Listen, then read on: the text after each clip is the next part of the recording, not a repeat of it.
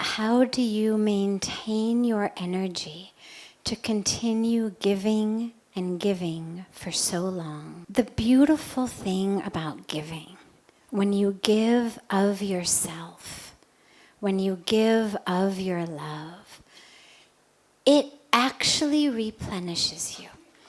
If I have just this glass of water, of which I've already drank most of it, and there's, a little bit of water left.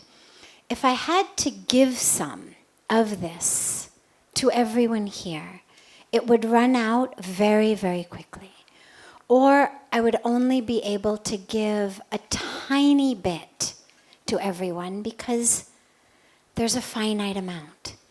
But when you give of yourself, when you give of your love, it's infinite.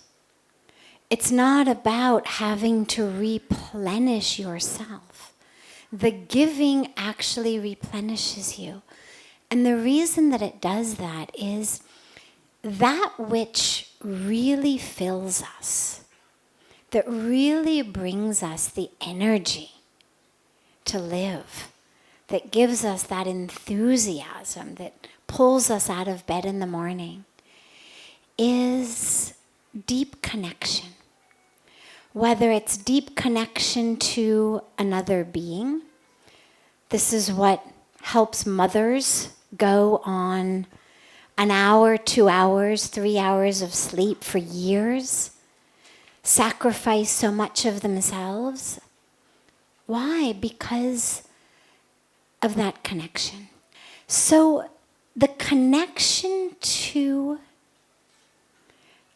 a being, the divine, many beings, ourself, God in any form, that connection is actually what keeps us going. And so if I withdraw all of my energy, withdraw all of my resources, I'm not going to give. I need to replenish.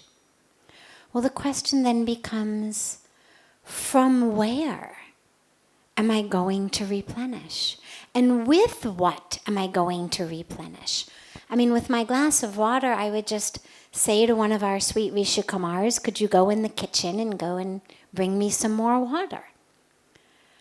But with my life force, what am I going to replenish with? The only thing that replenishes it is life, and a life of connection. And this is where the spiritual practice and the spiritual path is such a great antidote in many ways to the fatigue that afflicts so many of us. I mean, yes, you need a good night's sleep, but many, many, many people, large percentages of people, tragically, particularly in the West, on long nights of sleep, still feel drained, burned out, fried, exasperated, frustrated, enervated, de-energized, not because they're not getting enough sleep, but because that which they're doing in their days has cut them off from life. What we need to do in order to stay energized is stay connected to real life, to the divine in all forms, whether it's the form of your child, a sunset, a tree, all children in the world, or just every aspect of creation, because it's all the Creator. Whatever you're serving, if we serve as we are serving the divine, from that connection, we actually get the energy.